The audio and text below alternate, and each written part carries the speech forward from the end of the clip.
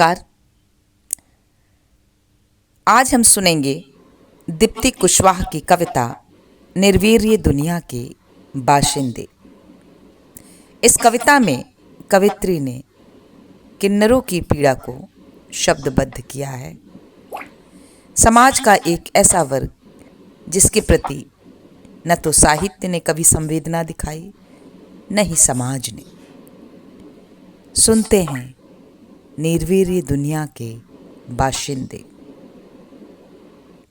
अपनी ही देह कारा है इनके लिए, चिपका है माथे पर प्रकृति की अक्षम्य भूल का कलंक। कोई दोष नहीं जिसमें इनका, कुल परंपरा के यशोगान से भरे धर्म ग्रंथों में इनकी कोई पहचान नहीं।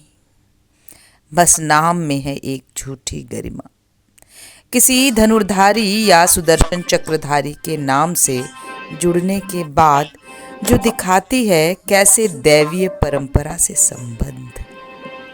कलयुग में राज करने का वरदान भी लिखा हुआ है, वहीं कहीं पीले पन्नों पर, और भोग रहे हैं वर्तमान का शाप। ये भी खबर सुदूर अतीत की पीठ पर मिलते हैं बूची जिंदगियों के प्रमाण।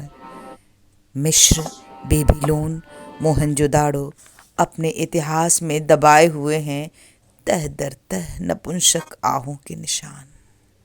नपुंसक शब्द एक गाली की तरह उभरता है, जिसमें एक छवि कौंधती है हरम की, जहां वे राजाओं के लिए रनिवासों की रखवाली में आश्वस्ति का प्रमाण पत्र थे। इनकी उभयलिंगी व्यक्तित्व मुफीद था गुप्तचरी के लिए।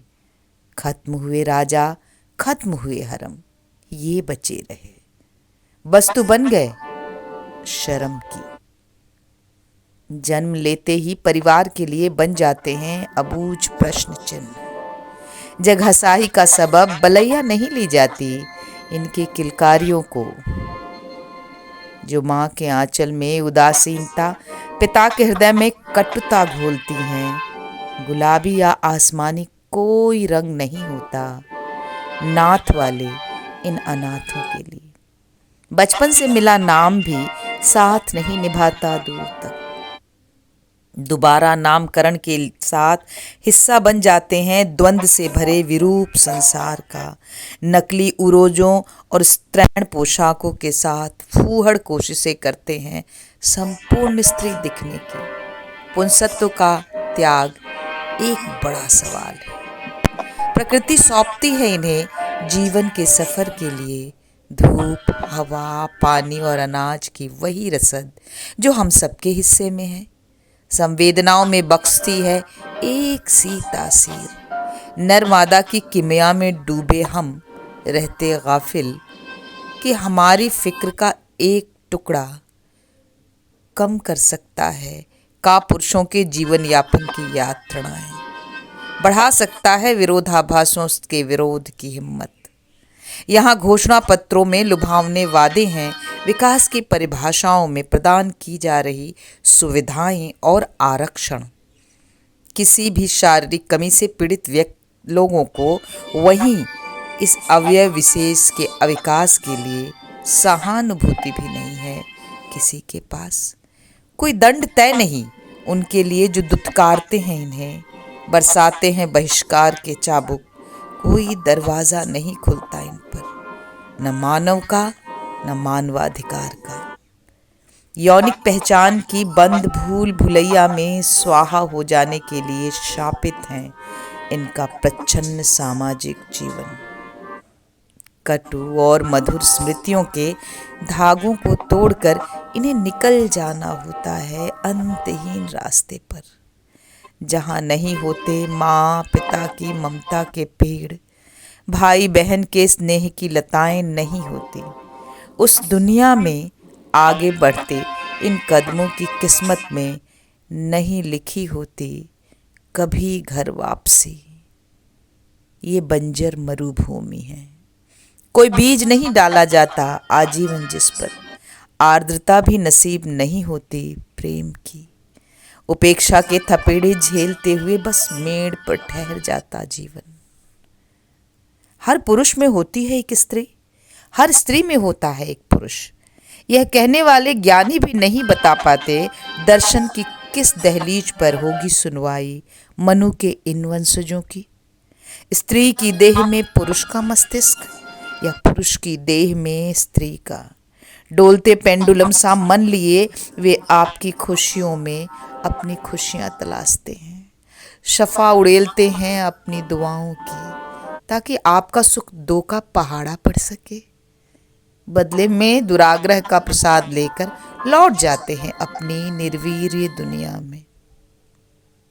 किसी नए संग्राम के स्याह दस्तावेज पर करने के लिए हस्ताक्षर। इनके आकाश की सीमा बस इनकी आंखों तक किसी रहस्यमय संसार के बाशिंदों जैसे अपने वंश की अंतिम इकाई ये अर्धनारीश्वर।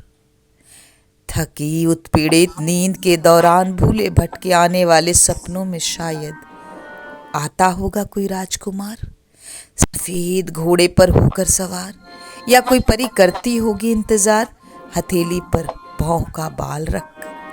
क्या मांगते होंगे वे, या उड़ा दिया करते होंगे उसे बिना कुछ मांगे, उस कृपण कठोर दाता को दुविधा से उबारने के लिए।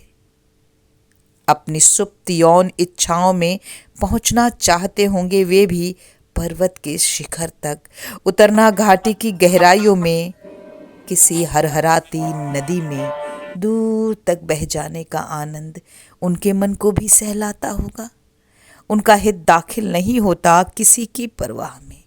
बलात् सुख नोचने वाले हैं बहुतेरे, पत्र निकाल कर फेंक दिए जाने वाले लिफाफों सी है नियति इनकी। भले आक्रांता नजर आते हैं ये अपने व्यवहार में, छुपाए होते हैं अपने अंदर अपने वंश को अपने साथ खत्म होते देखने का डर। ठीक ठीक तर्जुमा कर पाना कठिन है इनके बेसुरेपन का। ये भोगी हुई तलखियां हैं उनकी जिन्होंने अंतस की मिठास हर ली है।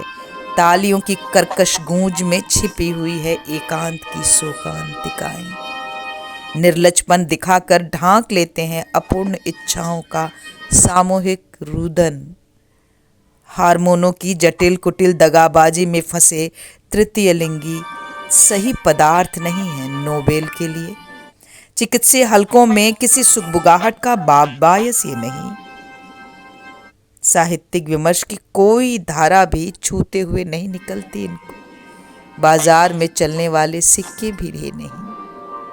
शस्त्र और शास्त्रों में उलझे लोग जो हर मनुष्य को उपयोग की वस्तु समझते हैं, इन्हें उपकरण में नहीं बदल पाए हैं अभी। इसलिए इनकी मौत की खबर अखबार के किसी कोने में नहीं छप रही। नहीं छप रहा कि कुछ लाशें जमींदोज की जा रही हैं, गड्ढों में सीधी खड़ी करके थूकी जा रही है, जिन पर जुगुप्सा अपनी ही बिरादरी द्वारा चप्पलों से पीटी जा रही है, इस आस में कि फिर कभी इस योनि में न लौटें। समय के समंदर में झंझावातों के बीच बिना नाविक बिना पतवार भटकती हैं जो नौकाएं, डगमगाती और झकोले खाती अंततः कहाँ जाती हैं कौन जानता है, कौन जानता है। धन्यवाद।